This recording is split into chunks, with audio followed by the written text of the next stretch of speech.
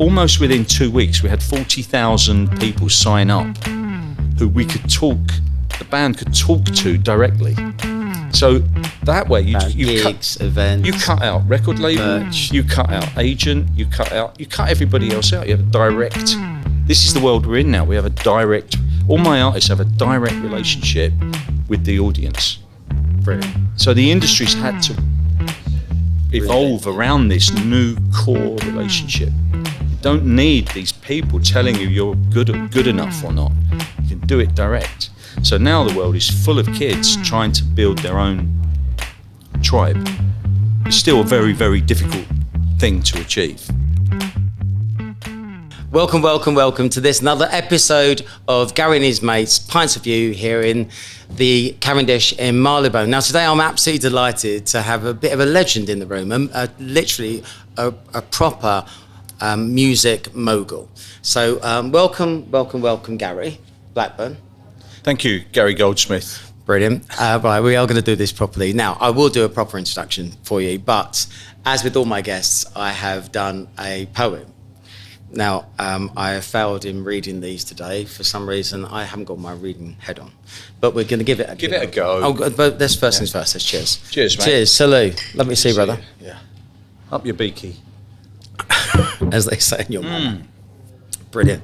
And isn't it funny when we turn up here today and literally it's this like they start renovating. It's very noisy. So the authenticity today is off the scale. Now, it's real. Certainly real. In the realm of music, a mogul takes his throne. Garry Blackburn's music is commonplace in your home. With vision and passion, he forged his way. He is trusted by the super elite to manage their big days. I just said this sounds like a wedding planner. Far from. With a keen artistic eye, he aims really high, discovering the talent that may reach the sky. From studios to stages, his touch is refined. Garry's guidance a gift online every time.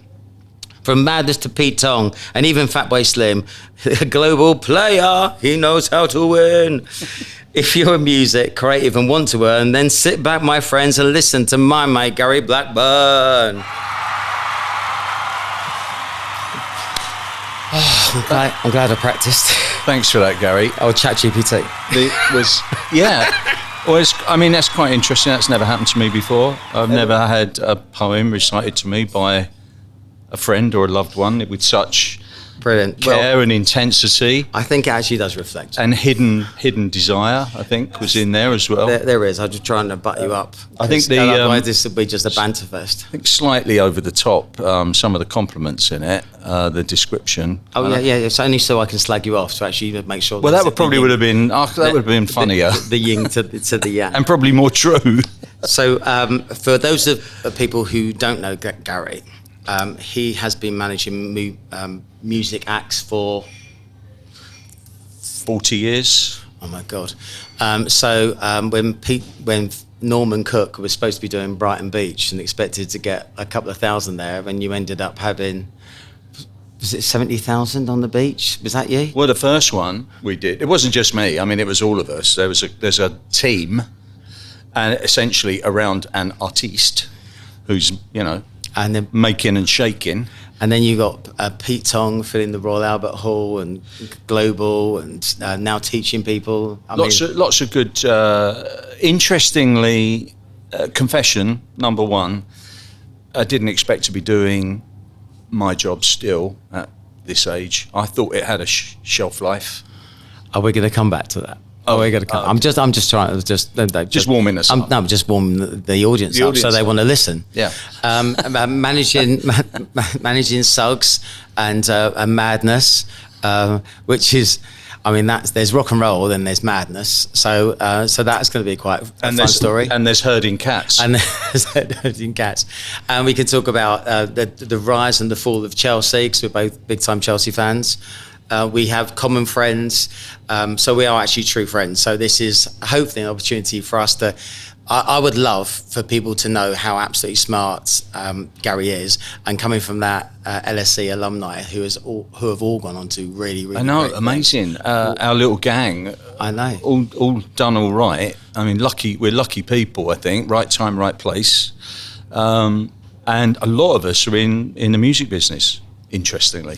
Well, let's talk about your journey into music, because I was with Bill on his boat the other day and said, yeah, he's never meant to get into music. So explain yourself. Well, look, did you know what you wanted to do when you were 16? Oh, yeah. When I was 16, I always wanted to be a recruitment consultant. Yeah. Yeah, I knew that from day one. Because at 16, I just wanted to be David Bowie, kind of. You know, do you know what? You've just missed it, because this place is absolutely riddled with David Bowie art, and they've just changed it today. That's what the noise is. Maybe that's in the cupboard. Yeah, maybe we could have a scrummage there later you can on. buy some of that. Yeah, I mean, like, what kid really knows what they want to do? It's difficult, and I think now for the youth of today, I think it's even harder, because they can see everything that's available, but how do they get there? There's no help to get anywhere. Do you remember when? How old are you, Garry? Do you mind? Can we disclose that at this stage? Now you're a pensioner. We can talk about what we want. I'm 58, mate. Right. So I'm a little older. 8 years. Yeah, 8 years older. And when I was at school, it was great. I loved my school. It was really good fun. Still friends with a lot. I had lunch yesterday with one of my best mates from school, which is really fantastic. But when we were 16, we actually stayed on till we were 18 doing A-levels. None of us really knew what we wanted to do. And they had a thing called career advice. I remember. Do you remember that? Oh, yeah. And some random turnip would arrive and recommend, I think we were recommended borough surveyor or the police. And when we all went into this room individually to get our advice, in the playground afterwards, we said, what did he say? What did he say? He gave us all the same advice. Really? I said, I want to be an air traffic controller, and he just said, no, next. Well, actually, that was probably good advice. Well, unless I was in the French, and it didn't work any summer. But it's interesting, isn't it, how recruitment is now kind of an industry in its own right, industry, and placing people. There is a marketplace for people needing jobs. I know. Stop distracting. Tell me your story about music. Okay, sorry. So what's the question? How did you get into the business that is music? Well, it was a moment of random kindness by the gods, where I was done my A-levels. A girl and I were picked. I was at a secondary modern school, and this girl, Rebecca Peake, and myself. Rebecca, if you're out there, I'd love to be in touch again. Was that nothing to do with Peaky? No. Okay.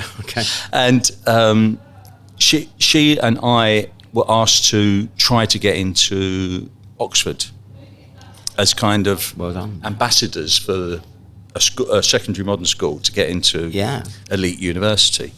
And that involved taking the matriculation exams, which I never really knew about.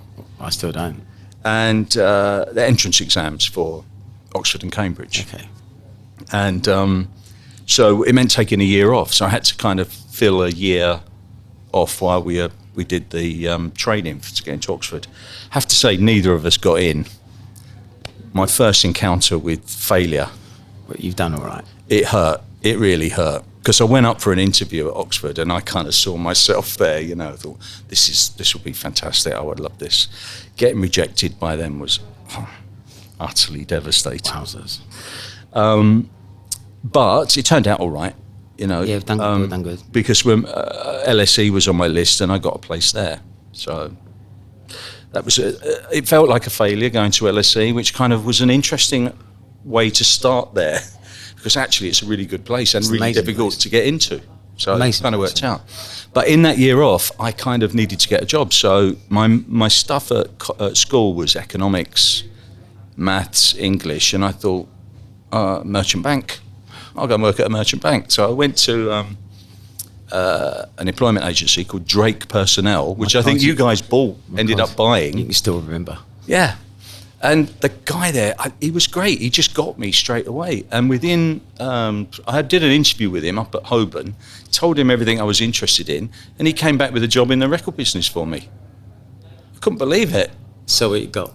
It's a good recruitment tip. Sell what you got. Yeah, but he was great, and he set me on my path. What was the job? Okay, so this is where it gets a little bit controversial, because it was with Jonathan King. Now, I don't know if anybody remembers Well, I know, Jonathan. because Bill and Simon used to call me the Jonathan King of Computer Futures, because I could make a record out of anything. I've got to say, Jonathan was amazing, an amazing person. He's kind of had major kind of course, yes. career implosion, celebrity implosion, with his inability to recognise his underage sex thing. I mean, I don't know how we'll go into this. But I think most people know about Jonathan King. But I'm here to say Jonathan King, I thought he was an amazing person. I have an enormous amount of respect for him. I think that. What were you doing for him? Well, I started off as an office boy, ringing up. They used to compile the charts then with actual physical sales across the counter in record shops. There was a panel of shops. If you could speak to the people in the shop and push your record to them, So you're a pusher? But kind of a pusher, kind of a fake news. Didn't that used to be a job back in the day? So white labels and going out actually pushing records. Yeah. Pluggers. Yeah. Well, look, the thing was in London then. I mean, distribution then was physical. The product was physical. Distribution was physical. And if you could influence distribution, you might get a chart position. The whole thing was predicated on the charts and Top of the Pops. It was playable. It was gameable. And of course, once you got there, you would get the airplay to go with it, and they'd make a lot of money out of it. But the thing I learnt from Jonathan really was the concept of force of personality, and the idea of if you really believe in something, you can make it happen.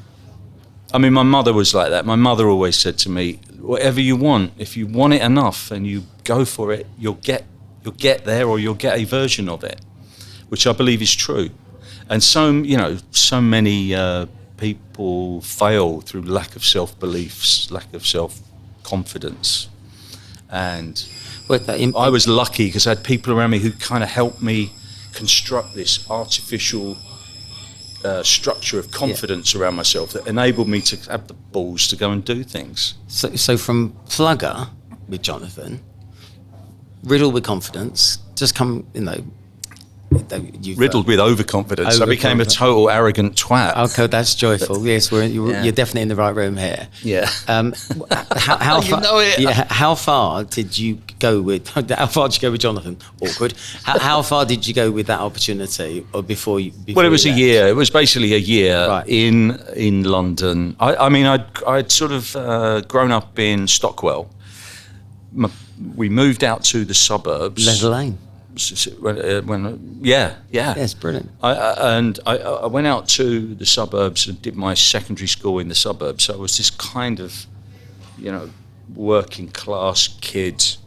His mum and dad were doing quite well, and so I kind of had that, nice childhood, and then got the job with Jonathan, getting the train up to the West End, to Warren Street, round the corner where the office was. Yeah.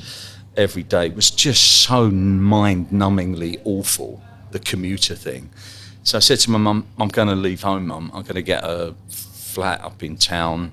And I got a bed sit at the Elephant and Castle, and that was it. I arrived in London in, what would it have been, 1975. Dick Whittington. It was a bit like that. It felt like that. But it was amazing. It was just so liberating, and it sort of, I think the first discovery was nightclubs back in the day, and so on the idea of, I mean, the pubs used to shut at 10:30 on a Monday night in those days. It was 11 o'clock at the weekends. Right. Yeah. You walk into Soho with the context of that, and you walk into Soho and it's open all night, and it's every freak you could imagine. I mean that in the nicest possible way. Freak meaning alternative, lifestyle, alternative ideas, Yeah. attitudes, and all that. Soho was alive with it. It was mind blowing, absolutely mind blowing, and so. And you're being paid to go out and go and see DJs and really artists. All right. Looking for artists. DJs were kind of. Norman always jokes about this, that in those days a DJ was below the glass collector in the sort of social hierarchy of the club. DJs would sit in the corner, you couldn't see them. There's a lot has changed since then.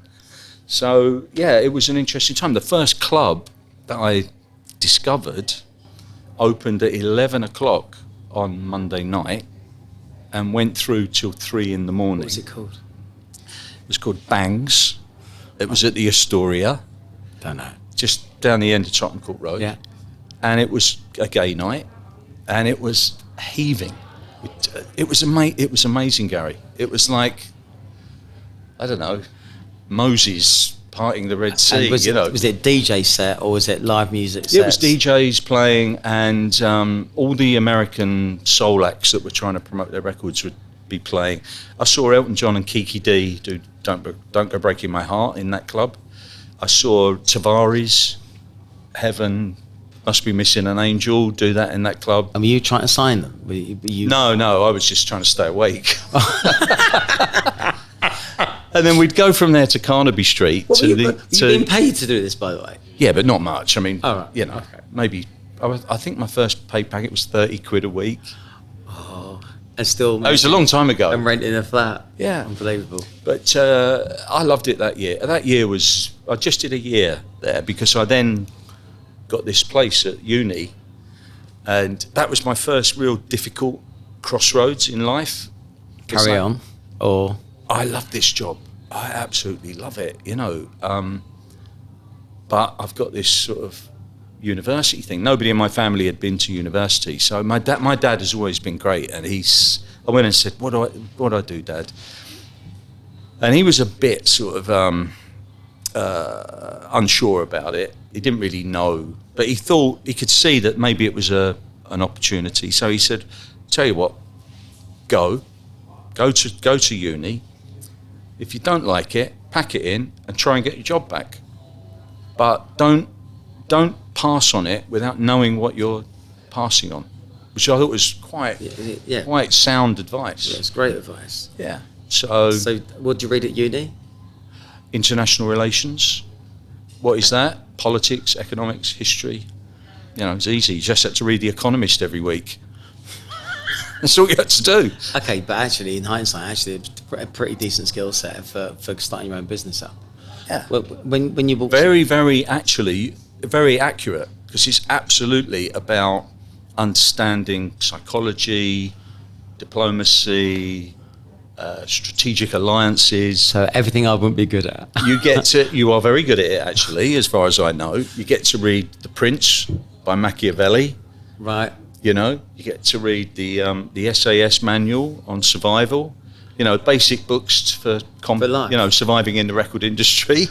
It's absolutely perfect. So when you finish uni, and well done, first one in your family, Bosch. Yeah. Made some lifelong mates. We'll talk about as them, you know, as I well know. Yeah.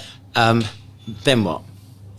Did you have a job to walk into? A bit of a struggle actually, because again, it was a bit like the school thing, where the helping career. If you don't have family that are connected, where do you get the support? Where do you get where's the roadmap? Where's the pathway? It's quite difficult. And so we all dodged the issue by going to Berlin. So at LSE, I ran the football team. Basically at LSE, there were 4 teams. Me and my lot couldn't get into any of the teams because they would play on the weekend, and we would rather go out on a Friday night than play football. So we could only play Wednesdays, and so we started the 5th team, which we didn't like the name 5th team, so we changed it to the Cosmos. So we went into branding and marketing. LSE Cosmos. The LSE Cosmos. Brilliant. Yeah. We got some money together. We didn't use the LSE football strip. We bought our own football kit, so we were the best looking, the best dressed. Was it New York Cosmos? Was it the group? Yeah, it was copying. It was copying that. And so the Cosmos came together, and this kid from Germany we befriended in the bar at LSE, and a fantastic guy. He was actually a professor who was doing a year in London to get a bit of LSE on his CV. Yeah. And Hans Merkler, still mates, lovely guy. He said, "Why don't you bring the team to Berlin? I'll set up some matches. All my friends will put you all up." So the whole of the LSE football team, after we'd all finished at LSE, got on the train, went out to Berlin, and some of us ended up staying there. No. Yeah. So me and myself and my friend Raymond embedded in country and tried to make a go of it in Berlin. So. And what were you doing then? I was doing shuttering carpentry. There are some blocks of flats in Berlin that are still, unbelievably, still standing. with your work? That I did some of the work on. Now, I didn't know anything about it. I'm going to be mean to you because I need to know your music story. I don't want to know about you being a carpenter. It's as funny as it was. Well, it all kind of leads to the same thing, yeah. But let's get there. Okay, so the music scene in Berlin then was getting very interesting. Right. Another major draw for going there was David Bowie had recorded Heroes and those albums. You know, when he came back from America, when he was like Thin White Duke, yeah, totally coked out of his mind, came back to straighten out, didn't come back to London, went to Berlin, was recording there with Brian Eno. The recording studio was down the road from our squat in Kreuzberg, and it was very romantic, adventurous. The Berlin Wall was still up then. So it was, yeah, of course. Yeah, it was an interesting place. David Hasselhoff had never quite made it yet. Yeah. But full of what I found in Soho the year before, when I was working with Jonathan, I found that in Berlin as well. There was a club scene. There was electronic music was nascent with Kraftwerk and what Bowie was doing. And so music has always been an undercurrent of this is like the formative years, really. And did you choose to go on your own then, or did you go and work for somebody else first? No, I came back under slightly dubious circumstances from Berlin, which we won't go into today. Right. But came back, thought, right, what am I going to do? I quite like the idea of making TV documentaries. Getting into the BBC then, they took 12 research graduates every year. Every social science graduate in the country is applying for, just not going to get it. So I started looking for a job in the music business because I thought, well, I know I've got a network there. I know some people there. And I was doing a van driving job, delivering paper to printers, to Printworks. And when I came up to town to drop the paper off, I would go and see my mates in record companies and just started hanging around. And then I met a young lad called Mark Dean, who had a job with a guy called Brian Morrison, who published The Jam, and he published a load of great acts. And Mark was a brilliant A&R man. You know what an A&R, everyone knows what an A&R man is. I don't know what it stands for though. It stands for Artiste and Repertoire. Oh, okay. So artists and songs. Right. Artists and their material. And an A&R man's job is to go find the talent and then help them record it. So you get the record that you then go and conquer the world with. Yeah. So Mark helped me get a job basically because he was hot. Everyone was offering him jobs. He couldn't take them all. So he very kindly put me forward to a couple of them. Yeah, it was really good, like handing the baton over, which is another good concept, I think. Always be helping people, particularly the young ones, to help bring them up the up the ladder. That's brilliant. So then you were out as an A&R person. But I was with a pretty dodgy, not a dodgy company, but a pretty straight company called Carlin Music, old school publishing, that published, they had Elvis's publishing, they had I mean, that's a serious back catalogue. Serious back catalogue, yeah. Run by Freddie Beanstalk, who you never really met. He sort of had this weird office with no windows, hidden away in the bowels of his building in just off Regent Street. And a guy called Mike Collier gave me the job. He couldn't get Mark, so he hired his mate Gary, and I got this job. And I was kind of half radio plugger and half A&R scout. So my job was to bring stuff in. At college, we were mates with a guy called Steve Dagger, who was working with this bunch of kids called Spandau Ballet. Right. So I brought Steve in. Say, Mike, this lot, Spandau Ballet, going to be huge. Mike couldn't cut a deal with Steve. Steve was a bit too smart for that.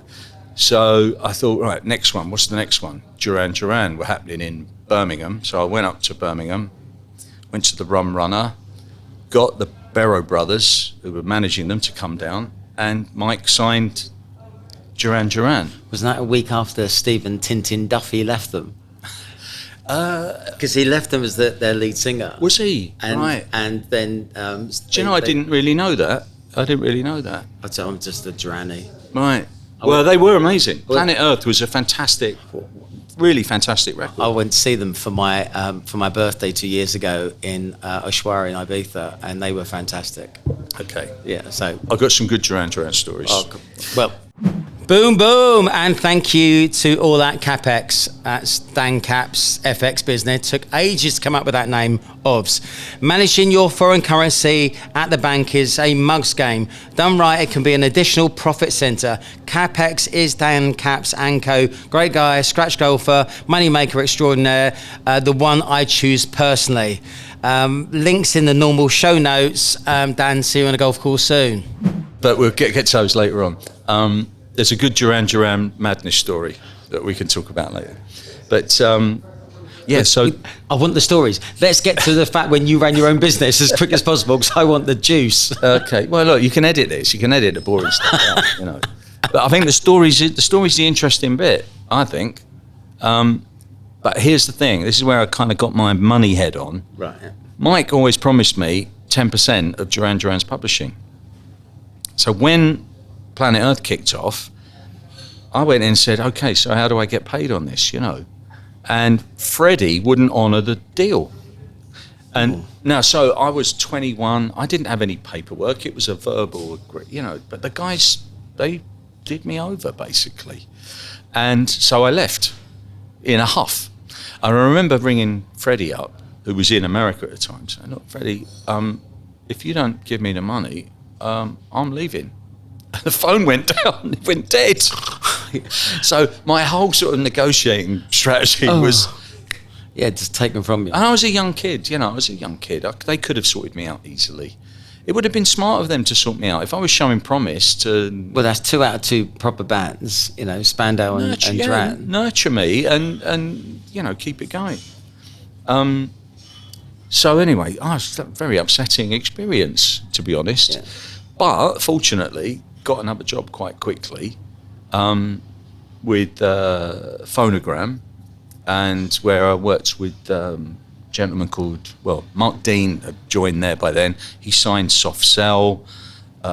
Mark was an amazing A&R guy, We drove all the way to Sheffield once to see this young band. We had this cassette in the car, The Lexicon of Love. ABC. It was the ABC album. We drove all the way to Sheffield to see him, and Mark forgot the address of the rehearsal room. And we got to Sheffield. We said, well, it can't be that big. There can't be that many rehearsal rooms. We'll find them. And we drove all around Sheffield all afternoon trying to find it. Couldn't find it. So we had to drive home again. And I borrowed my mum's car to go up there to see them. God. Yeah. But he signed them at the end of the day. He still signed them. And Roger Ames was there, brilliant A&R guy, who went on to run London Records, he's still around, he still works at runs Rudimental's label now, right. Black Butter. So he's a lot older than I am, and he's still doing it. He's still doing it. Yeah. You're going to be around for ages, mate. Yeah. So I did a bit of Phonogram. After 3 months, I then got offered a job as head of promotion at Island Records. Do you know the history of Island I Records? don't know the history of Island Records. Island Records was the coolest label on the planet. Chris Blackwell, white Jamaican guy who basically signed Bob Marley amongst numerous other amazing artists. And working there was the holy grail of labels. And I got the job as the head of promotion. I couldn't believe it. How old were you? 24. Unbelievable. Yeah, it was brilliant, Gary. It was so exciting. And I got a Golf GTI company car, and yeah, it was the 80s by then, I think. Big time. Yeah, so yeah. And at that time, our mutual friend Bill was probably starting up with you around that time. Yeah.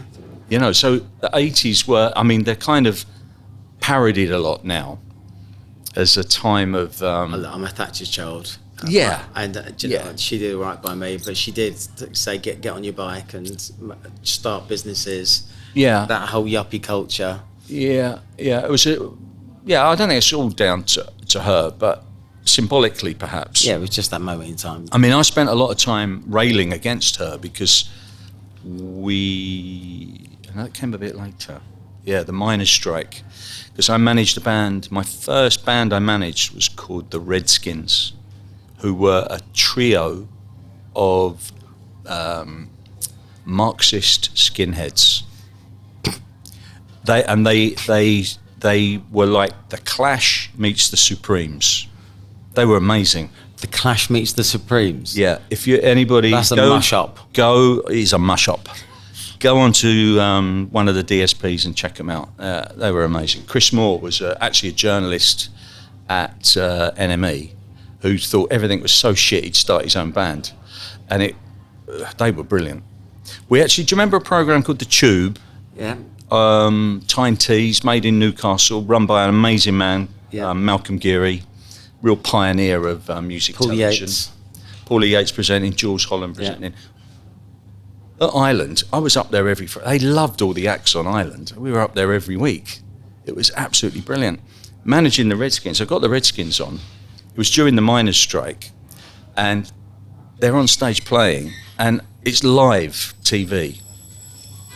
Like this could be live, right? Where if it's live, it's a bit more dangerous. Yeah. Because anything can happen. And they'd sneaked this striking miner into the studio. They get on stage, start performing "Keep On Keeping On" or "Kick Over the Statues," one of their tracks. And the striker was called Norman. No, I didn't even know the bloke was in there. He just walked up on stage and started delivering this political speech live on TV. Wow. I thought my whole life was over. I thought, my God, they're going to kill me. You know, Malcolm was going to kill me. And afterwards, he called me up to his office, you know, in the offices behind the studio. I thought, oh no, I'm going to get into so much trouble. And Malcolm said, "Hey kid, why didn't you tell us what you were doing?" I said, "Malcolm, to be honest, I didn't know it was happening."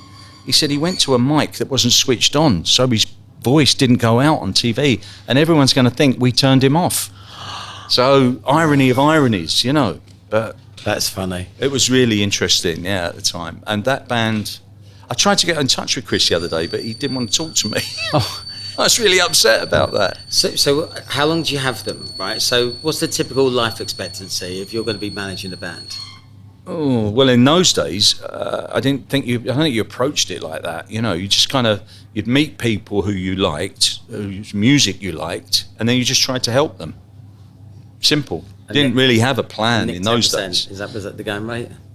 No, it's much more than that. Oh, is it? Yeah. What's the going rate? Double that. All right. Yeah. I mean, that's kind of, why is it that? And I think the world's more expensive, so actually... Well, it's expensive for everybody, you know, but I think it's... you have to define what a manager is and what a manager does. I think it's different for every manager and their artist. Okay, that's interesting. So is it like a smorgasbord or definitely. a Willie's pick and mix? No, it's definitely a bespoke thing, you know. It's definitely a relationship because it has to be based on a lot of trust. There has to be a lot of care about it, I think, both sides, you know. The music business is shark-infested waters. it's like any other business. You know, there's a lot of people who are. If they can get away with it, they will. Yeah, yeah. And I think artists are hindered by they're blind in a way to consequences because they're so driven to be successful. They'll pay almost any price. So did you see the Wham documentary? I did.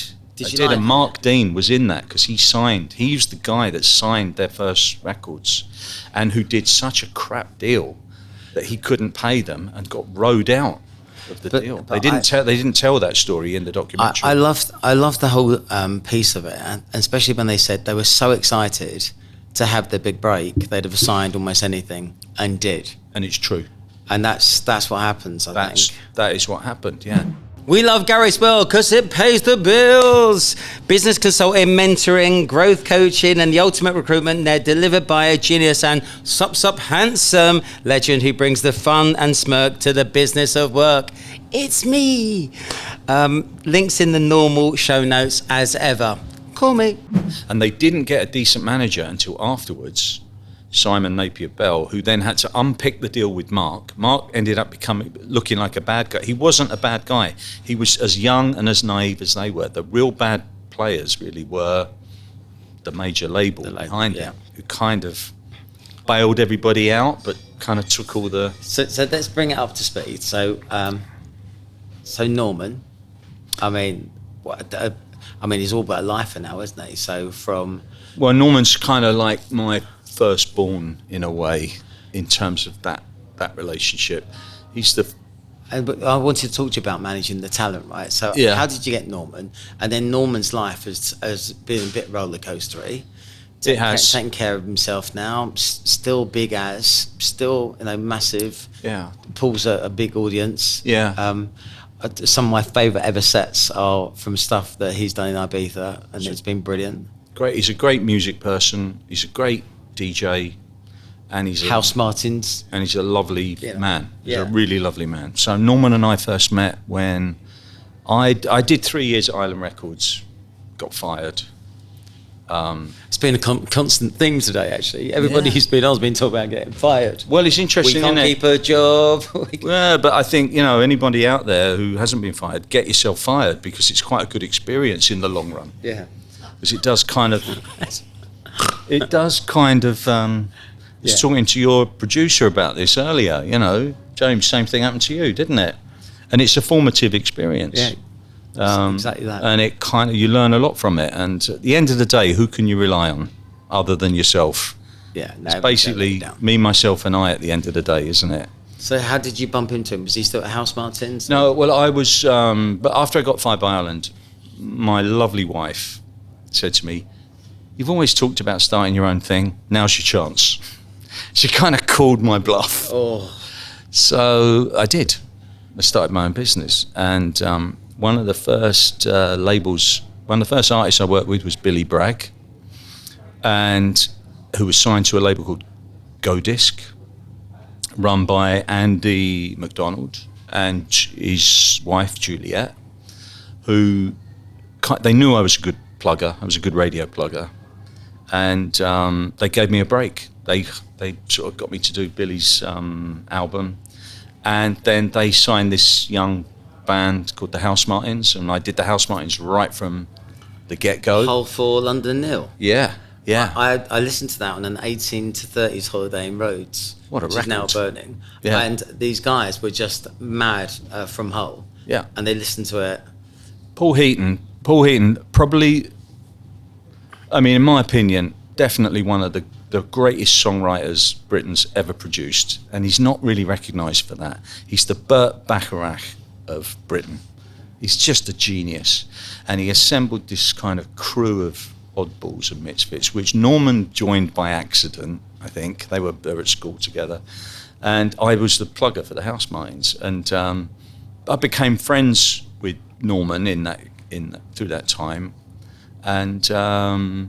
When the Housemartins split, which Paul called, which is another... I love it love it. I respect it when an artist feels now's the time to stop.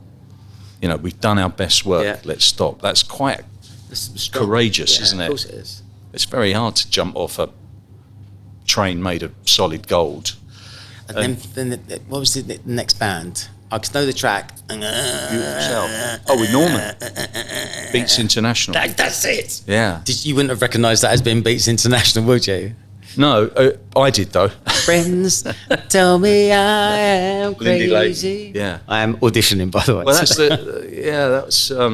that's the Clash turning up again in our mutual story. Because the bass line on that track is Guns of Brixton. Wow. From interesting story. Because that was great. Well, that was one album, wasn't it, effectively? Well, when basically Norman left the Housemartins, what am I going to do now? I'm a DJ. Go back to DJing. Try and make my own tunes. He ran the Norman Cook International Roadshow round, and I went to see that show because he had all the infrastructure around him of agents and labels and all that. He had the chops to just go straight into the next project. So we got a tour, and Norman put this tour together with I think there were 20 people on stage. He brought a band over from Africa called the Real Sounds of Africa, 12-piece backing band, effectively, rappers, graffiti artists, dancers, and put the show on the thing. And he did this show in at the event in Brighton, which holds about 1,500 people. And I drove down to see it. You know, he's my mate, go and see what it's like. There's 15 people in the audience. It's just like, And it was brilliant. The show was brilliant. And it was after that I said to him, Norm, let me help you, mate. Let me help you with this, because what you're doing is brilliant. And we should have that room. I'll help you fill that room up.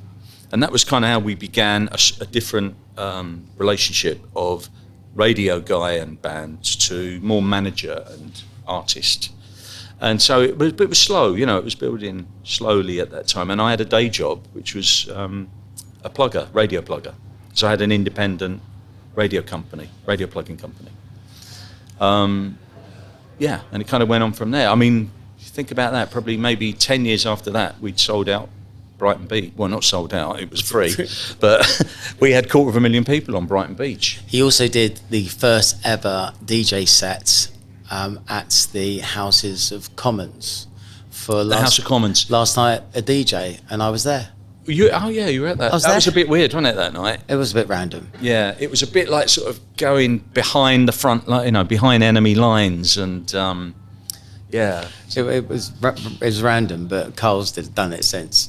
Yeah. Right, yeah. we are going to get to Madness because I'm really excited for Madness. Should we talk about Pete? Because yeah, well, a good long history with Pete as well. So Pete Tong, Radio 1 dance guru, been there for I think 30 years on Radio 1 now.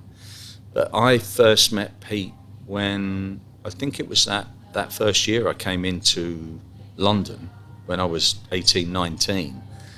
And Pete won a DJ competition at the Empire Ballroom in Leicester Square that I was at.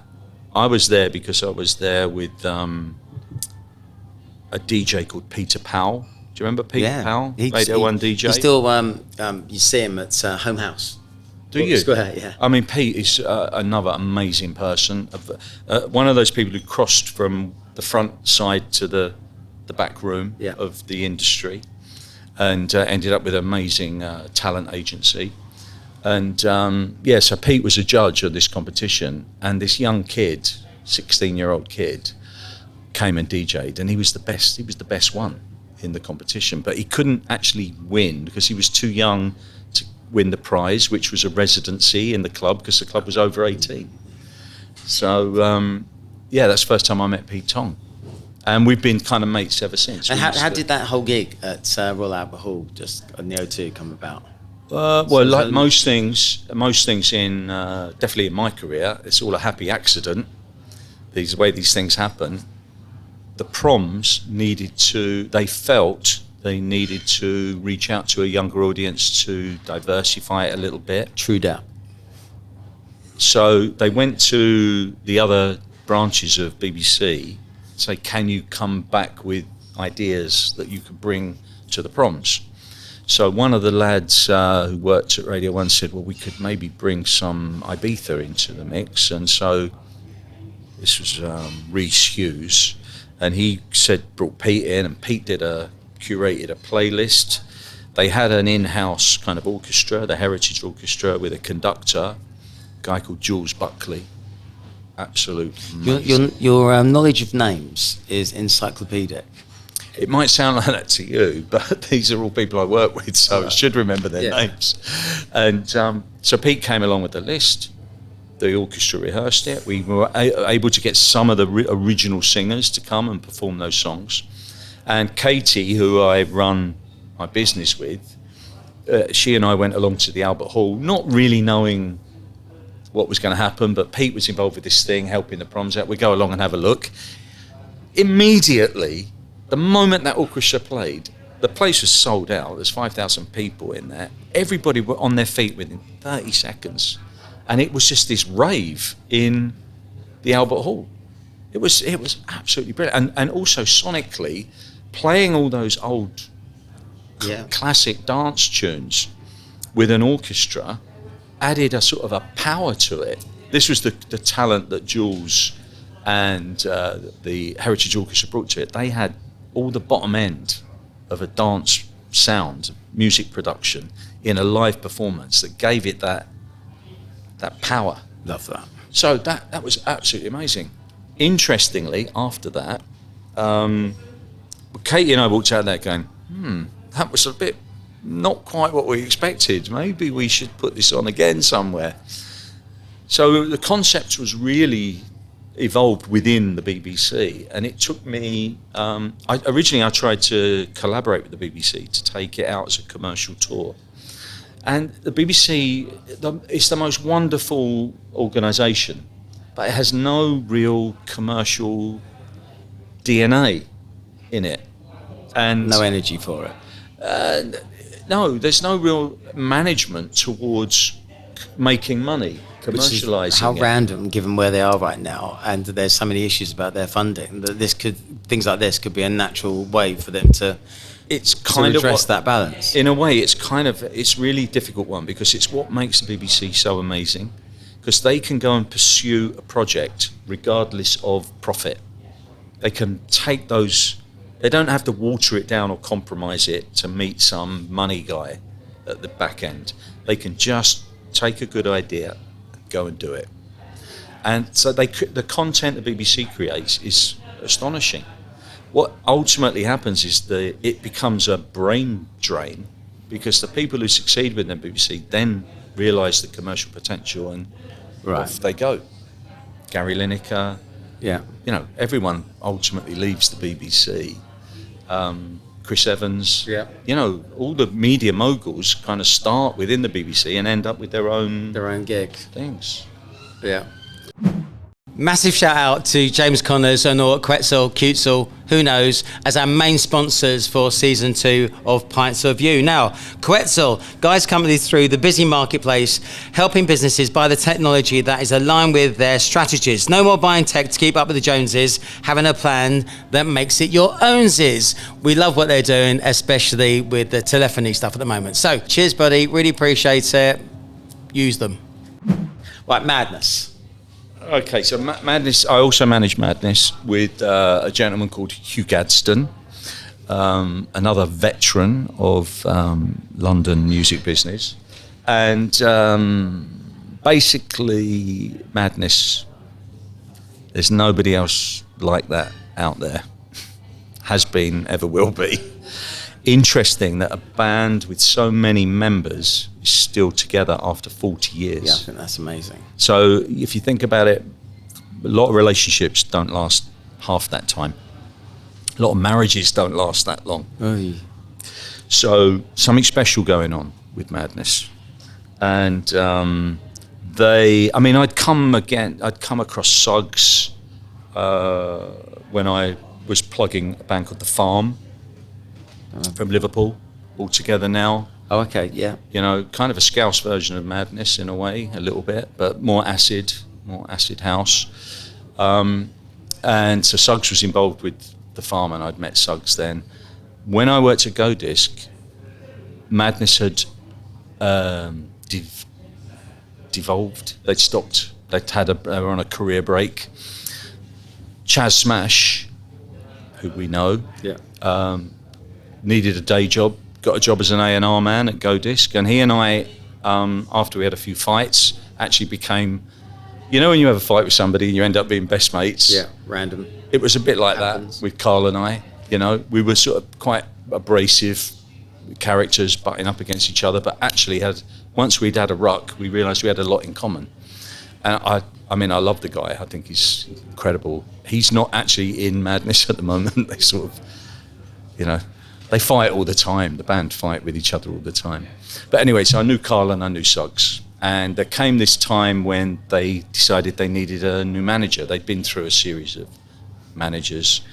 And I sort of did my first audition with them. I went to see them in Paris. And on the train back, I wrote this sort of strategy document. And I said, you know, look, you're still good-looking lads, you know, lose a bit of weight. It really upset them. Did it? Yeah, it really pissed them off. So they just, I kind of got sacked before I'd even started and failed the audition. Hugh, my mate Hugh, they were talking to him at the same time, and he'd gone through a sort of a similar process. But anyway, he kind of got the gig, provided he could bring me in. Because some of the guys, because it's so many of them, they never all agree. You know, it's half of them like it. Yeah. So anyway, I kind of got involved, and we were really. This is where luck comes in to our lives. The moment we started managing Madness, MySpace was on the scene, and this kid who was working for me, Jam Chalmers, he said he kind of understood what MySpace was. And the rest of us were all still trying to work out, you know, what it was. It was, what is this thing? Because it broke the Arctic Monkeys. So we're hearing on the radio that it was MySpace that broke the Arctic Monkeys. So like, oh, it's a new secret weapon. We need to find out about it. Jam came into the office and said, okay, so with MySpace, we can talk direct to the Madness audience. What is he on about? I don't know what he's on about. We'll start MadSpace. Instead of MySpace, we'll start MadSpace. Almost within 2 weeks, we had 40,000 people sign up who we could talk, the band could talk to directly. So that way, you gigs, events, you cut out record label, merch. you cut out agent, you cut everybody else out. You have a direct. This is the world we're in now. We have a direct. All my artists have a direct relationship with the audience. Brilliant. So the industry's had to evolve around this new core relationship. You don't need these people telling you you're good enough or not. You can do it direct. So now the world is full of kids trying to build their own tribe. It's still a very, very difficult thing to achieve. And was it hard to manage Madness? It's impossible. And Norman? Oh no! It's easy to do. I mean, I have 20 people Anglo. Right. So it's a team. You know, it's a lot of people doing lots of parts of the job. We're about the right size for it still to be a family. I was talking to Bill about when your business went mega, and you don't know everybody's names at work there. I couldn't imagine working in the music business like that. I think it's more intimate, more personal. So so I got we had to come up with a game. So if someone came up to me at an event and said, "Hello, Gary," I said, "Hello, this is my wife," and she'd say, "Hi, my name is Julianne," and they say, "Oh, I'm Steve." It's like, "So Steve, that's how you remember people's names." It's terrible, isn't it? Yeah. Well, it is hard to remember everybody's names. It is terrible. But I always think you just be honest about that, because I think that's probably a universal condition. We can't remember everybody we've ever met. Right. I know we're on the clock here. I want to hear the story about Madness and Duran Duran. Because your eyes twinkled as you said it, so I just know it's going to be funny. Okay, so I don't have to say much. I'm just going to describe the flight to St. Petersburg, where Madness and Duran Duran happened to be on the same bill at a show. This is a few years ago. And it was the day that I sort of, obviously I'd had a relationship with the Duran Duran long time ago, and now I was in business with Madness. And I was very glad that I was in business with Madness that day, because we were on the plane, and Duran Duran are all sitting there with their new romantic outfits on. And these are 50-year-old guys now, and Madness are sitting there with their mohair suits. And, Madness's image is still cool. Whereas The other look is a little bit kind of like harder to wear as an older gentleman. Right. Were they taking the piss out of each other? No, I think it was all very friendly. Okay, we'll leave it there. Yeah. There's more to that, and he's not going to share. No, I don't want to upset anybody, you know. Hola, and thank you to Camino Partners for sponsoring Pints of You Series 2. Now, Camino Partners are the ultimate staffing providers for UK and European recruitment back office talent. That includes finance, marketing, and everything in between. They own the scene between the scene. Also, Harry Houston doing the consultancy piece. Big fan. There is a link in the normal show notes as ever. Call them, we love them. And Sachin, thank you, mate. Should we play some games? Where did you Alphabet soup. Oh, right. Alphabet soup. So look, James is up there. James, producer, he always gets airtime. This is what you really wanted to do, wasn't it? Is do your own jingles. Yeah, it's exactly That's that. your motivation, Yeah. isn't it? Right, give it a spin. Do it like you mean it. Tea. Never had a tea. You haven't had tea. Can you show me my book? You go, my love. Thank you. Right. So I want a story with a T in it. Right, so I'm going to give you some prompts because they might help. T. So, I've got one, but it's not a music one. It's a Gary Goldsmith one. Tell it. As the executive producer, I decree this is allowed to go in this direction. Well, it was the moment that I first fell in love with Gary, because we were at Tottenham Hotspur. has this got our tune written all over it? It was at Tottenham Hotspur, and Gary turned up in this blue suit with a beige mohair Crombie, which actually is a pucker look. Strong look. It's a good look. Yeah. And we're sitting there with Bill, who owns a bit of Tottenham, doesn't he? And he's as the person in London who knows least about football. And when people who know nothing about football talk about football, it's hilarious. And they're very vulnerable, which you exploited that night. And we were... I can't remember where he's going with Of course you can't, because that was a particular moment in time, Gary, where you were flat out, mate. Oh, right. And to put it politely. Yeah, well done. And so we're at this game, and you know when you go to away games, they're always the best ones to go to, because there's that sort of frisson in the air. You know that you're in danger. The old White Hart Lane was never a friendly place for a Chelsea fan, was it? No, it was Or not. that There box. isn't a ground anywhere in the No. country that's a friendly place for a Chelsea fan, because most of them are muppets.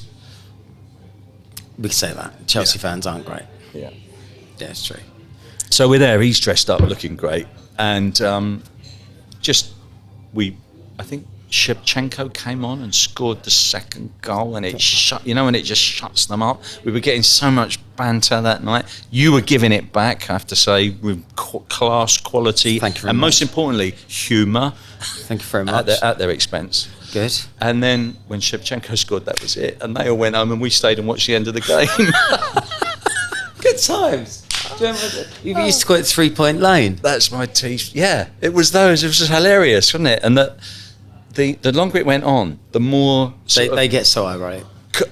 difficult it was for them to get out of it. I was with Bill, and when we were old S3 chaps on the boat, so we're on the boat in Cannes. So what do you have to do?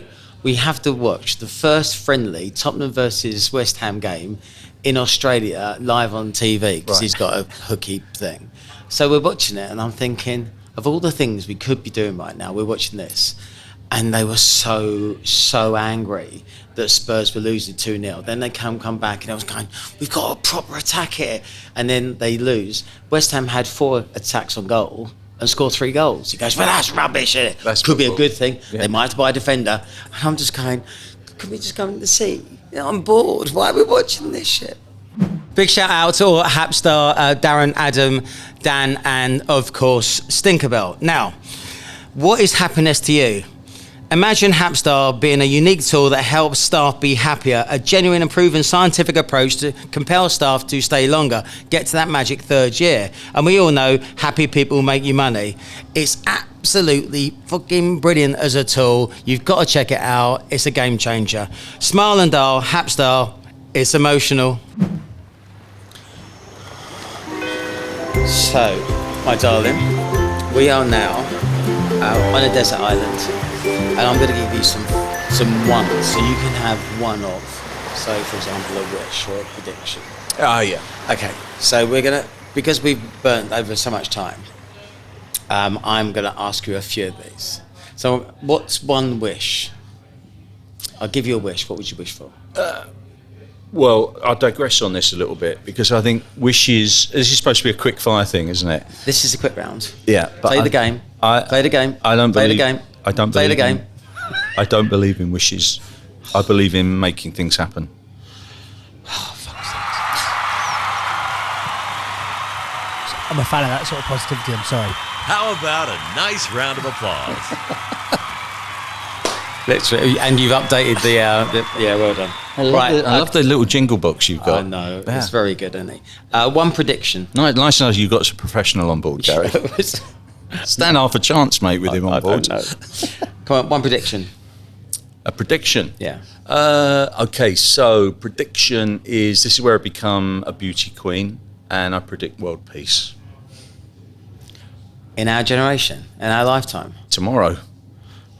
That ain't happening. No, it's got to happen, mate, isn't it? I mean, it's so fucked up out there. It is fucked up. You know, but... One book to read, so a book that changed your life. Okay, can I give 3? Please. Do you know what? Everything's just been a row today. Please. Yes. 3 yes, books. you can. A Voyage for Madmen by Peter Nichols. Okay, well done. Never heard of it. Brilliant. You should read it. It's fantastic. It's about the first single-handed round the world yacht race. Not the Clipper race. No. Single-handed yacht race. Nutters, all of them nutters. Sailed around the. I mean, it's brilliant. It's Gary, absolutely you should brilliant. read it. Touching the Void by Joe Simpson. You know, the guy that climbed the mountain in South America, fell off it, broke his leg, and crawled out and survived. Yeah, saw the film. Incredible book. And these are all books I've given my kids to read as kind of like, this is how to be a man in the world. Even my daughter, I gave it to. Right. And the final one is, it's a Western by Elmore Leonard. You heard of Elmore Leonard? No. Amazing author, and it's called Hombre. That was almost like you prepared. I did prepare that. Okay, well done. Yeah. That was brilliant. Yeah, but I honestly, when my son went to Brazil, he went to live in Brazil for a year. I put all those books in his suitcase without him knowing, as a sort of like, these will back you up. So, did you pack the bag yourself? Yes. No, you didn't. One food type that you Do you have not to do that? Put notes in your beloved's. Don't. That's a genius idea. I haven't ever. So when they're away and they've been out and they get little messages from you, it's a lovely way of Oh. yeah, it's a good way of reaching out. Oh, which is your favourite child? I got 3 children, Yeah. and There you I would do anything for any of them. Anything. Except you haven't got a favourite. No, Everyone's impossible. got a I tell you what, I Bullshit, did have a everyone's got a dream. favourite. I know it's a quick fire answer, but do you remember the Zeebrugge disaster? Oh my god. So, you remember? No, that's the ferry, and Keep it went it light. over. And, no, but it's like, what would happen in a life or death situation? Oh, which one are you going to save? Which one are you going to save? You go for the little one, No, the one that's shittest at swimming. the one that's the baby, the younger one. You know, you go. That would be the reflex. I remember having the conversation with my wife afterwards. Says, "Mate, I'm sorry I wouldn't save you, but I would try and save." Jamie was our younger one then. I'd try to save Jamie. I mean, it's like, impossible, isn't it? Right. One guilty pleasure. Oh, guilty pleasure. Right. This is not as quick fire as I was hoping. We were making up time there. Right. One food that you can eat for the rest of your life, but only Pie one. mash.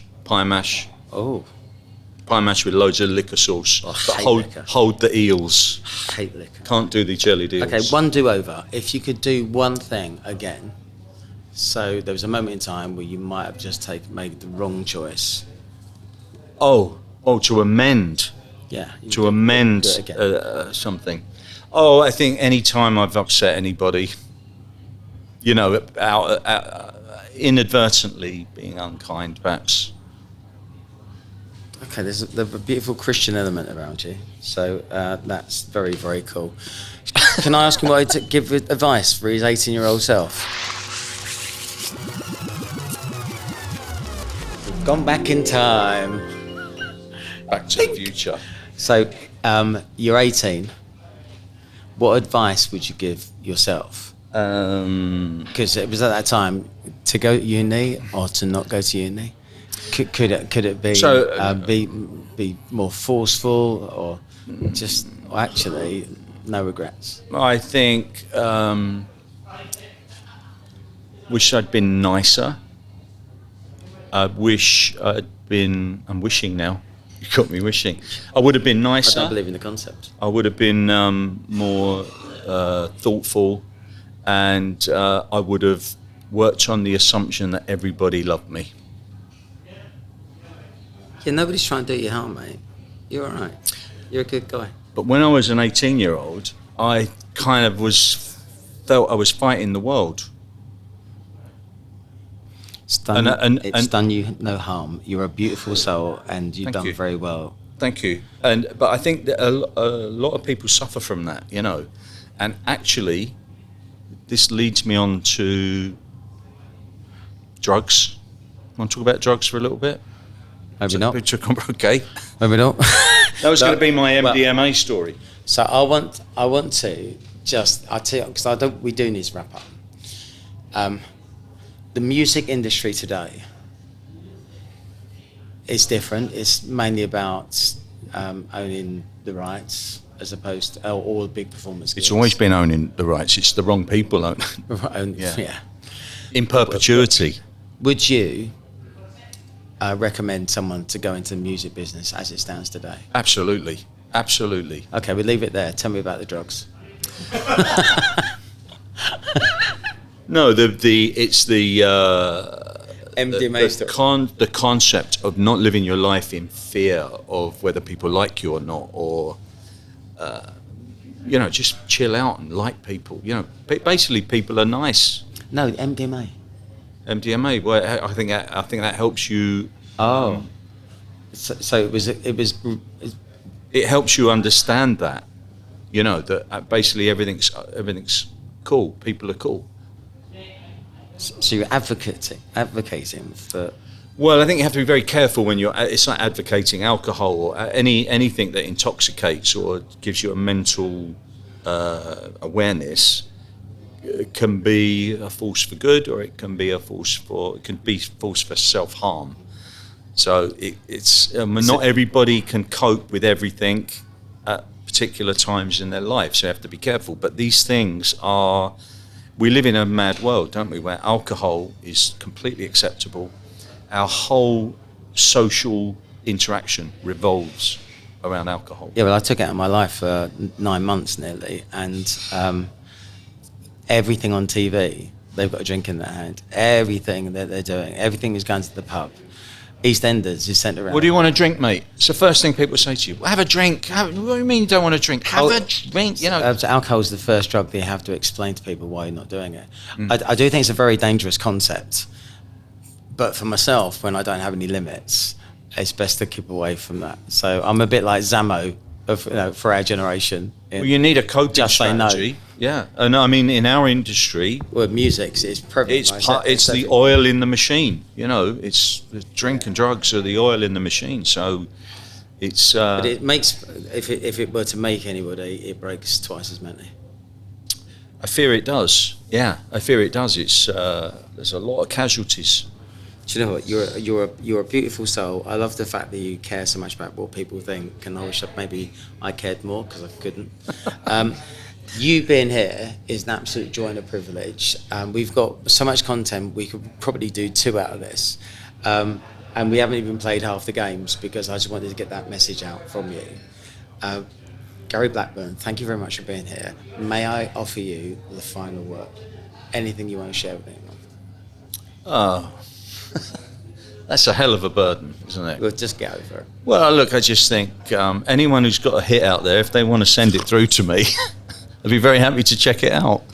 Oh, here we go. Right, so one of the biggest arguments that happens in the music industry all the time is that people don't get a date stamp. So when they produce a piece of music or a lyric, they should get a date stamped some way, shape or form, so that when to prove their ownership, to prove of that they've originated it. Yeah, there's an app there. Maybe, but I don't think it's that. I don't think it's that shark infested. I don't know. I thought Ed Sheeran was done to death, but actually I thought he came out of it smelling the roses. He did Well, very the real talent of Ed Sheeran is if he writes one hit, he can write another one tomorrow. You know, he's not a well that's drying up. No. A lot of people just have the one record in them, and that's okay. It's great to have that one record, but it's like the thing about George Michael, who we were talking about earlier, he could just keep on coming up with hits. Elton John. That's like me. I'm making records all day long. I am the Jonathan King of recruitment. We'll leave that. Garry Blackburn, I love you. Thank you much, James, for putting this together. I just said that and left it. This is me signing off from Pints of View from here in the Cavendish. Thank you very much for listening. Namaste.